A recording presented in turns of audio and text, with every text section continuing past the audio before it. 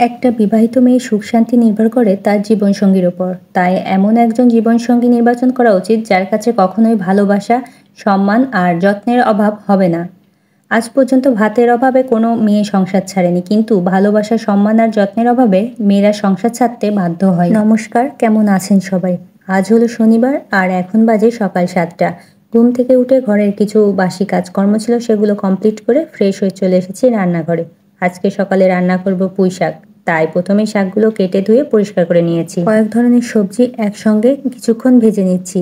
ভালোভাবে সবজিগুলো ভাজা হয়ে গেলে তারপর দিয়ে দিচ্ছি পুঁই শাক। দেওয়ার পর কিছুক্ষণ সাঁতলে নেব। সাঁতলানো হয়ে গেলে দিয়ে দেব পরিমাণ মতো জল। আসলে যে কোনো তরকারি একটু বেশি সময় নিয়ে সাঁতলে নিলে ভালো হয়। জল দিয়ে দিয়েছি, এবার ঢেকে দিয়ে কিছুক্ষণ রান্না করব।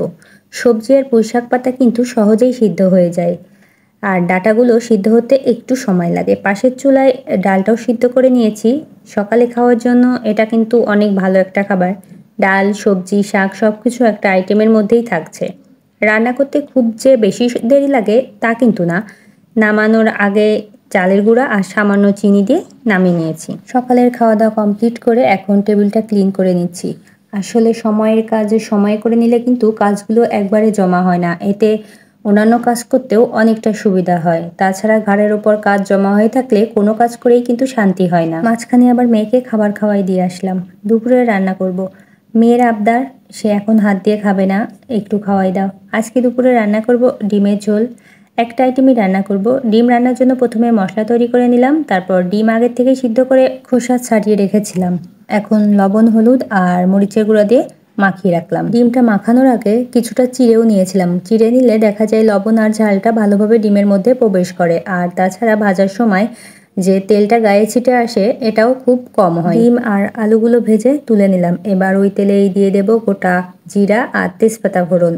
তারপর ফোড়নগুলো কিছুক্ষণ ভেজে নিয়ে দিয়ে দিলাম মশলা। এবারে মশলা কিছুক্ষণ ভালোভাবে কষিয়ে নেব, আর মশলার মধ্যে দিয়ে দিলাম পরবর্তীতে লবণ আর হলুদ। মশলা কষানো হয়ে গেলে এর মধ্যে ভেজে রাখা আলু আর ডিমগুলো দিয়ে মশলার সঙ্গে ভালোভাবে মিশিয়ে নিয়ে দিয়ে দিচ্ছি পরিমাণ মতো জল। ডিম রান্না করতে আমার বেশ ভালোই লাগে, কারণ সিদ্ধ করা থাকলে আর মশলা রেডি থাকলে রান্না করতে কিন্তু তেমন একটা সময় লাগে না।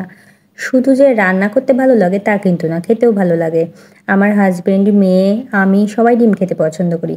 ডিম রান্না হয়ে গেছে। শেষে গরম মশলা বাটাটা দিয়ে সব কিছু ভালোভাবে মিশিয়ে এখন নামিয়ে নেব। তাছাড়া গরম মশলা বাটা দেওয়ার পর আর খুব বেশি জাল করা যাবে না, কারণ গরম মশলার স্মেলটা নষ্ট হয়ে যাবে। এতে খাবারের টেস্টটাও পুরোপুরি পাওয়া যায় না। আজকের মতো দুপুরে রান্নাবান্না কমপ্লিট, আর সন্ধ্যার কিছুক্ষণ পরে চা তৈরি করব।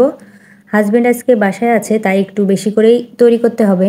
সে বাসায় না থাকলে শুধু নিজের জন্য তৈরি করতে হয়, তবে প্রতিদিন তৈরি করি তেমনটাও না। সন্ধ্যার সময় চা খাওয়া আর বসে বসে আড্ডা দেওয়ার কিন্তু মজাই আলাদা। ভিডিওটি এখানেই শেষ করছি। সবাই ভালো থাকবেন, সুস্থ থাকবেন, আর ভিডিওটি যদি ভালো লাগে অবশ্যই লাইক, কমেন্ট, শেয়ার করবেন।